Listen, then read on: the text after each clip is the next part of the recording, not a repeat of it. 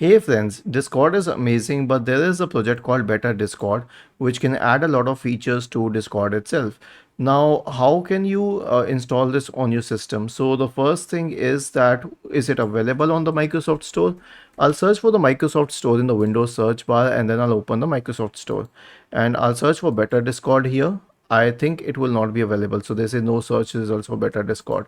And in this case, the best option is to search for it on Bing and then click on this option, which is Better Discord dot app. So the name of the website is betterdiscord.app and then click on download and then click on open and once it opens, it's a very small software, so once it opens we can obviously access it. It's still downloading and it will open now that it's complete.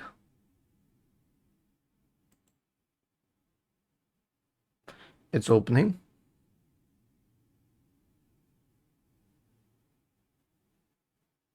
You can use it to change the themes, you can use it to add a lot of plugins, and there's a lot more that you can do. So we need to accept the license and then click on next and then click on next and then we need to browse Discord. Now I don't have Discord on my system, but all we need to do is click on the Discord option and then simply click on install, and that is how this this project will be installed on your system.